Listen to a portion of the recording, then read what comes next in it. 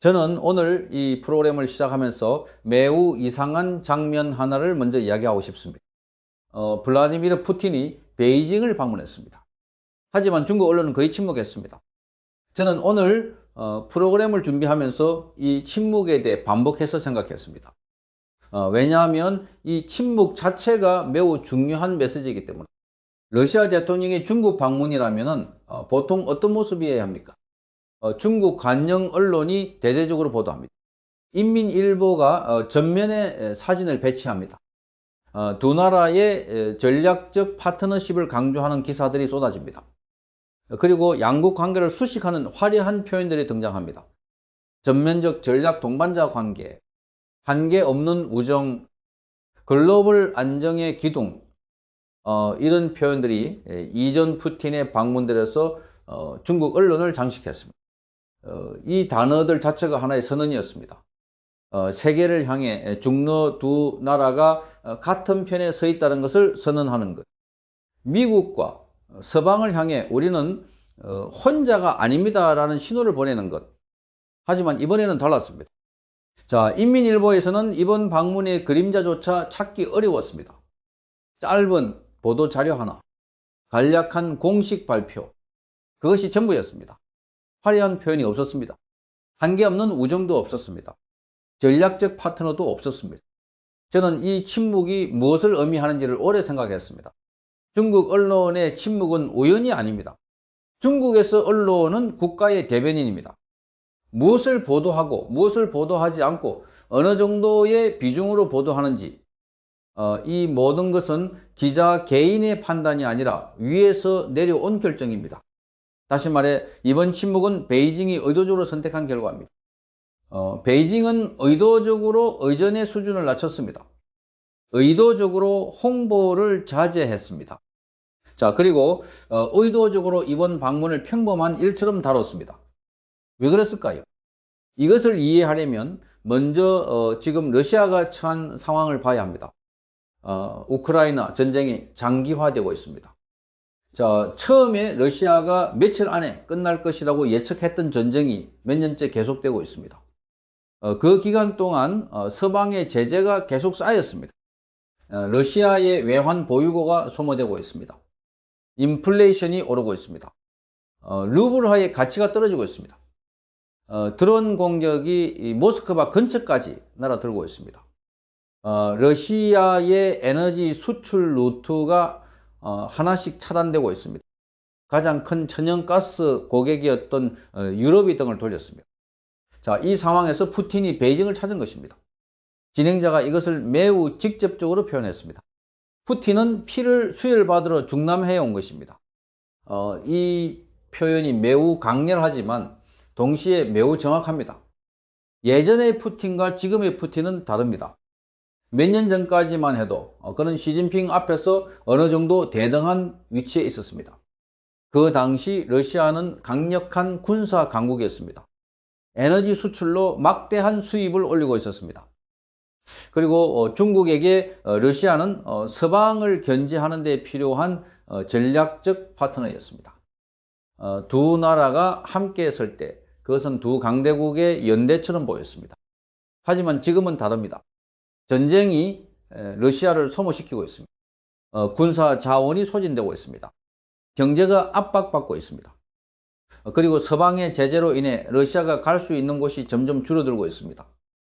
그 결과 중국에 대한 러시아의 의존도가 급격히 높아졌습니다. 중국은 이제 러시아를 대등한 파트너가 아니라 도움이 필요한 나라로 보고 있습니다. 푸틴, 당신은 더 이상 귀한 손님이 아닙니다. 국제관계에서 의전은 단순한 형식이 아닙니다. 의전은 두 나라가 서로를 어떻게 인식하는지를 보여주는 가장 공개적인 신호입니다.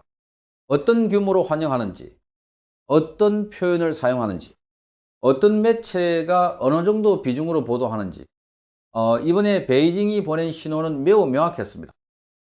러시아는 예전의 러시아가 아닙니다. 그리고 중국은 그것을 알고 있습니다. 하지만 저는 이 장면이 단순히 러시아의 약화를 보여주는 것만이 아니라는 것을 느꼈습니다. 이것은 중국의 변화도 보여줍니다. 예전에 중국이라면 서방에 맞서는 연대를 과시하기 위해서라도 푸틴의 방문을 성대하게 치렀을 것입니다. 러시아와의 관계가 얼마나 강한지를 세계에 보여주는 기회로 활용했을 것입니다. 하지만 지금의 중국은 다른 계산을 하고 있습니다. 러시아와 너무 가깝게 보이면 미국의 2차 제재를 받을 위험이 있습니다. 러시아를 너무 공개적으로 지원하면 서방과의 관계가 더 악화됩니다. 그리고 러시아가 약해진 지금 굳이 대등한 파트너인 척 할 필요가 없습니다. 냉혹한 계산입니다. 하지만 이것이 강대국 외교의 현실입니다. 귀한 손님에서 도움이 필요한 이웃으로, 대등한 파트너에서 전략적 자산으로, 그 변화가 이번 베이징 방문에서 가장 선명하게 드러났습니다. 그렇다면 푸틴이 왜 그렇게 절박하게 베이징을 찾아야 했을까요? 이것을 이해하려면 러시아 본토에서 벌어지고 있는 충격적인 현실을 직시해야 합니다. 자, 우크라이나가 전쟁을 모스크바로 가져왔습니다. 저는 이 문장을 처음 들었을 때 매우 충격적이었습니다. 전쟁이 시작된 이후 우리는 주로 우크라이나의 피해를 이야기해 왔습니다. 도시들이 폭격당하고 인프라가 파괴되고 수백만 명의 난민이 발생하는 상황. 하지만 이제 그 방향이 바뀌기 시작했습니다. 우크라이나의 드론이 러시아 본토 깊숙이 날아들고 있습니다. 모스크바를 향해 직접 81대의 드론이 날아갔습니다. 러시아 스스로가 하룻밤 사이에 556대의 드론을 격추했다고 밝혔습니다. 556대, 하룻밤에 556대. 저는 이 숫자를 들으면서 그것이 의미하는 것이 무엇인지를 생각했습니다. 이것은 단순한 군사적 수치가 아닙니다.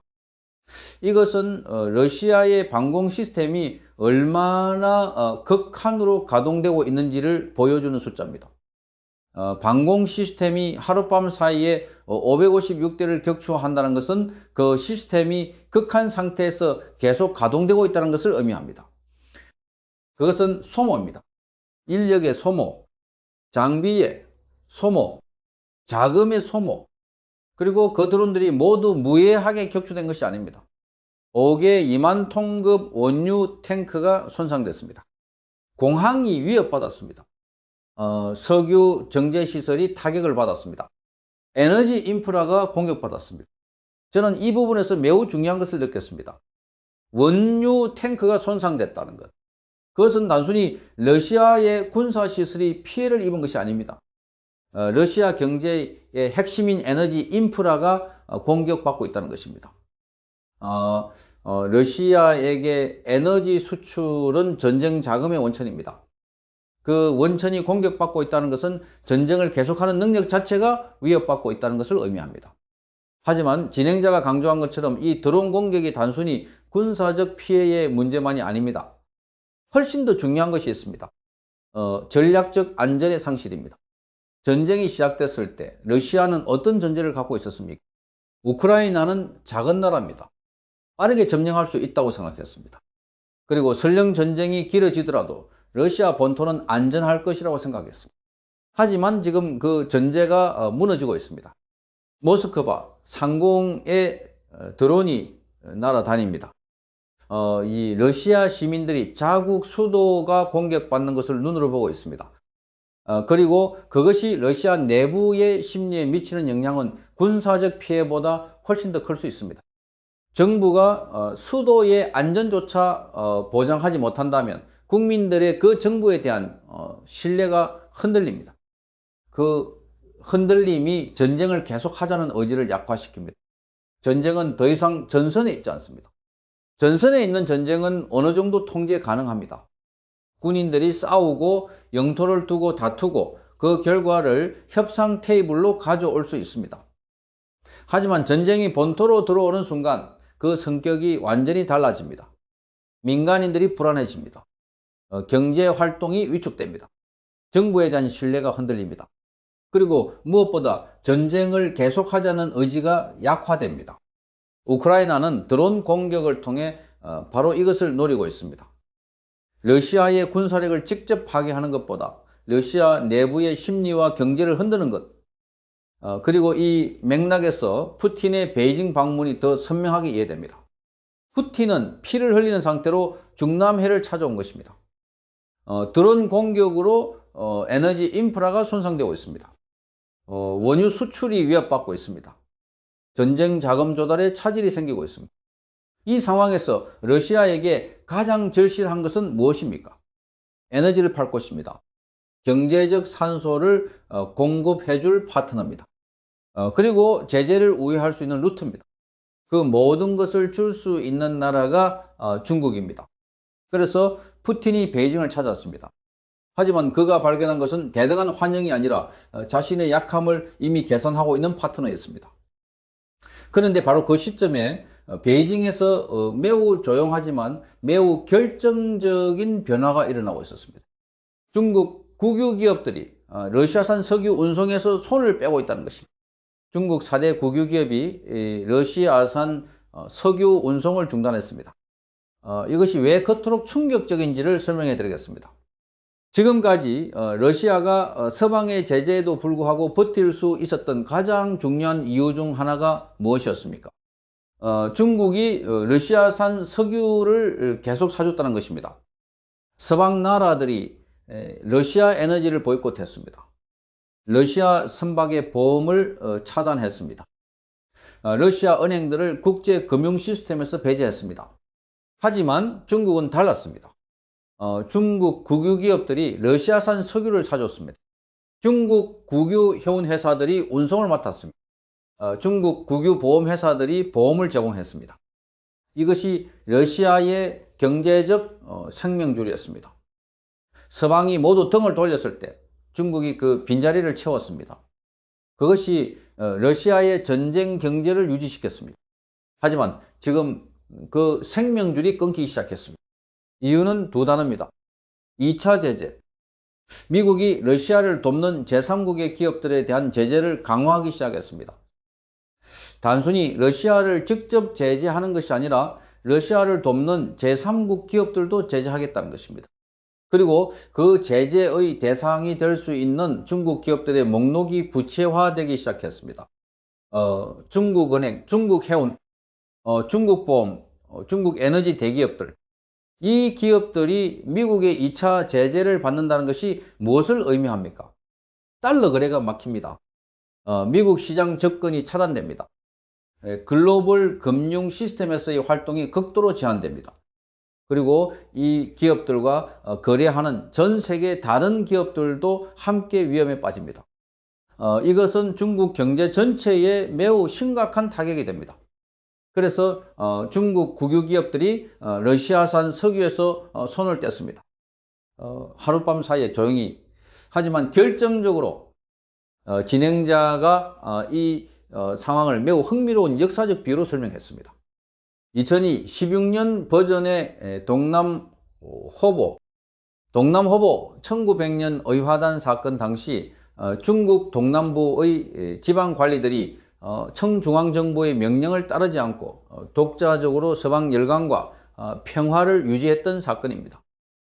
베이징의 명령은 외세와 싸우라는 것이었지만 동남부 관리들은 그 명령이 자신들의 이익을 해친다고 판단해서 따르지 않았습니다.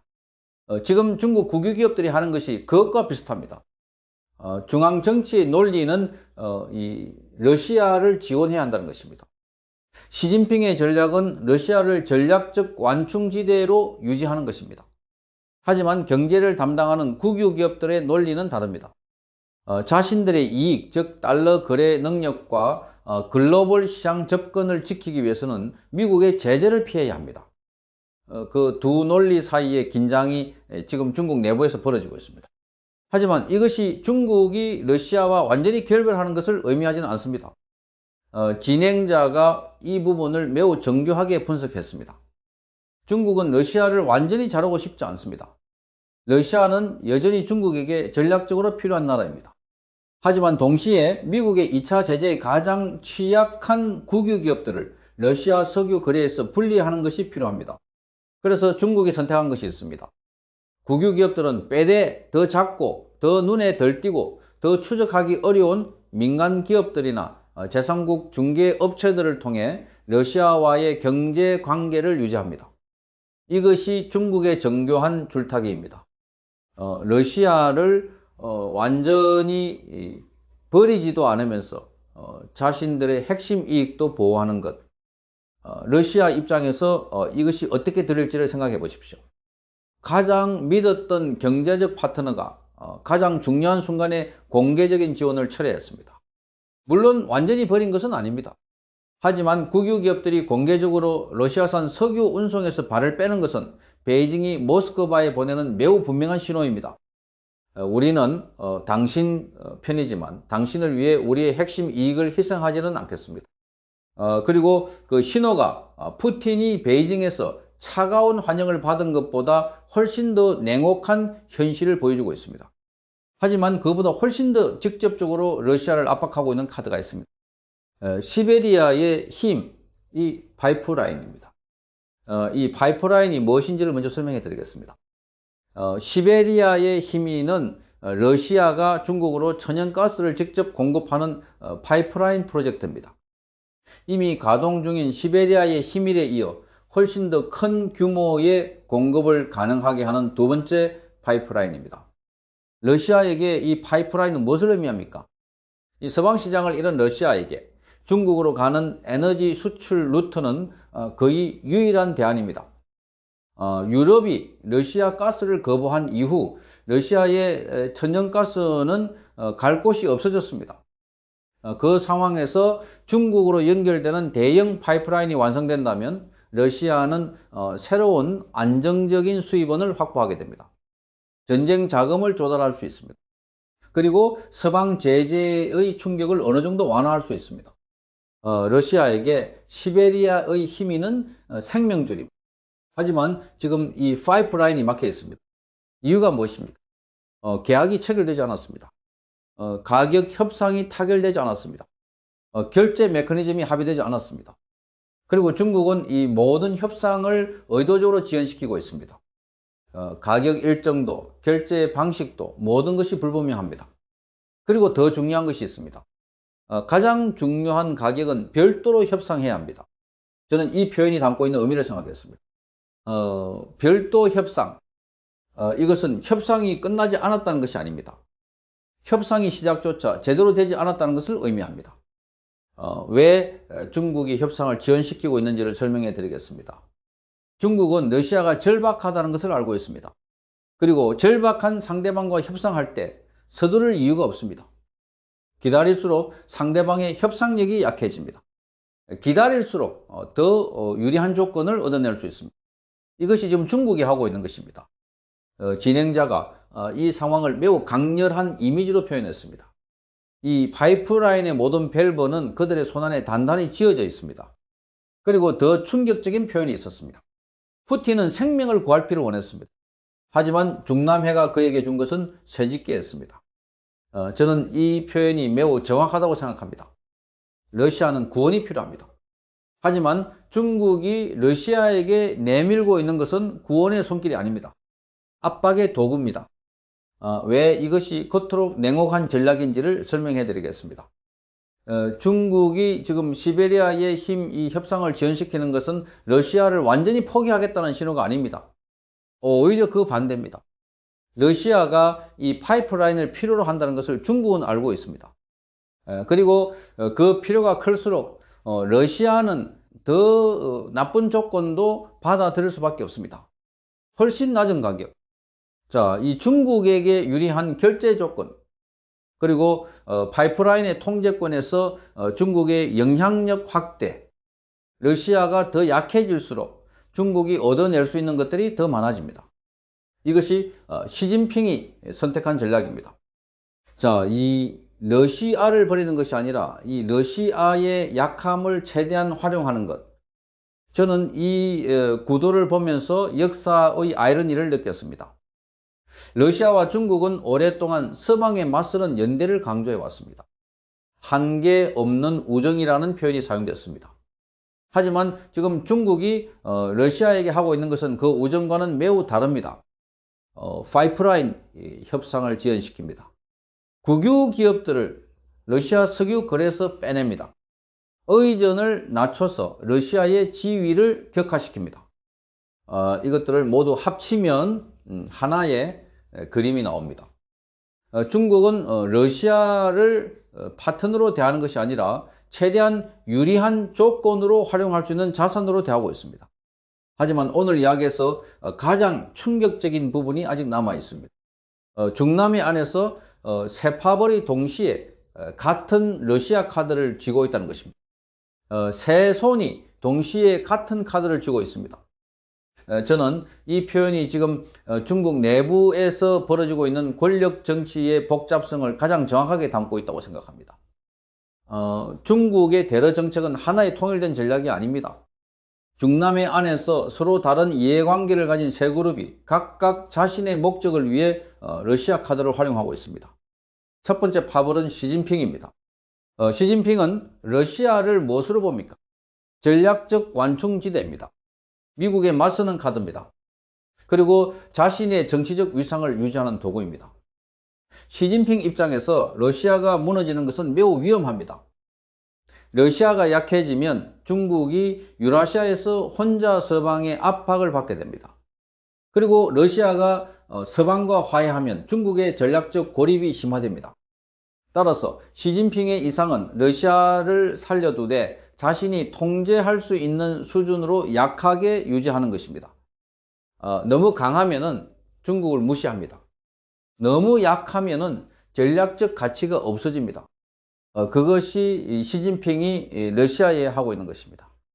살려두되 의존하게 만드는 것. 두 번째 파벌은 경제 기술 관료 그룹입니다. 이들이 두려워하는 것은 무엇입니까? 미국의 2차 제재입니다. 이 그룹의 논리는 매우 실용적입니다. 러시아를 돕다가 중국 경제 전체가 미국의 제재를 받으면 안 됩니다. 중국은행, 중국해운, 중국보험, 중국에너지 기업들이 미국의 제재를 받으면 그 피해는 러시아를 돕는 이익보다 훨씬 큽니다. 그래서 이 그룹이 추진하고 있는 것이 있습니다. 국유 기업들을 러시아 석유 거래에서 빼내는 것, 러시아와의 공개적인 접촉을 줄이는 것.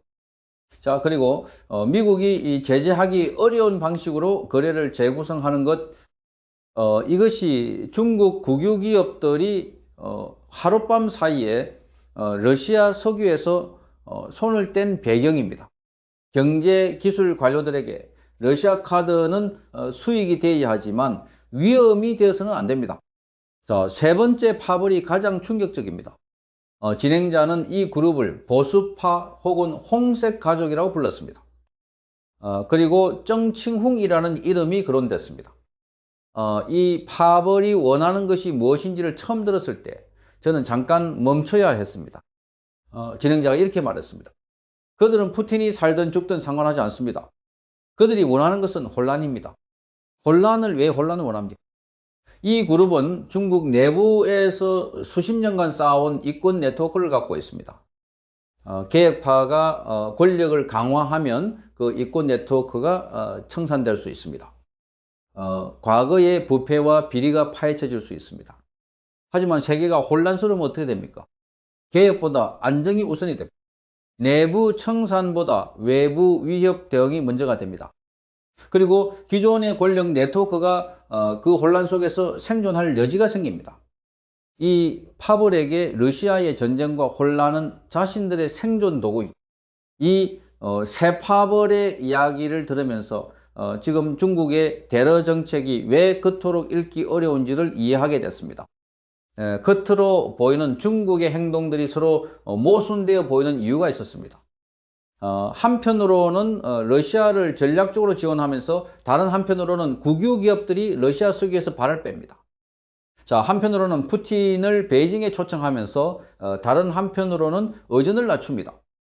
한편으로는 시베리아의 힘미를 논의하면서 다른 한편으로는 협상을 의도적으로 지연시킵니다. 이 모순들이 새 파벌에 서로 다른 이해관계가 충돌하고 타협하는 과정에서 나오는 것입니다.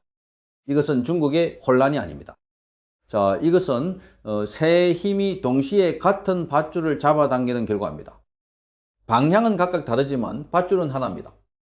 그 밧줄의 이름은 러시아입니다. 저는 오늘 프로그램 전체를 마무리하면서 이 모든 이야기가 우리에게 무엇을 말하는지를 생각해 봤습니다. 러시아는 지금 매우 위험한 위치에 있습니다. 드론이 본토를 공격하고 있습니다. 에너지 인프라가 피해를 입고 있습니다. 가장 믿었던 파트너인 중국의 국유 기업들이 손을 떼고 있습니다. 시베리아의 힘 이 파이프라인은 압박 도구가 됐습니다. 그리고 중남 해안에서도 세파벌이 각자의 이익을 위해 러시아를 활용하고 있습니다. 이 모든 것을 종합하면 하나의 결론이 나옵니다. 러시아는 더 이상 대등한 파트너가 아닙니다. 러시아는 지금 가치가 결정되고 있는 전략적 자산입니다. 약해진 지금 그 가치를 최대한 뽑아내려는 계산들이 베이징 안팎에서 동시에 진행되고 있습니다. 하지만 저는 이 이야기를 끝내기 전에 한 가지를 더 생각하고 싶습니다. 이 이야기는 단순히 러시아에 관한 이야기가 아닙니다. 강할 때 맺어진 관계와 약해졌을 때 맺어지는 관계는 다릅니다. 이것은 국제 정치의 냉혹한 진리입니다.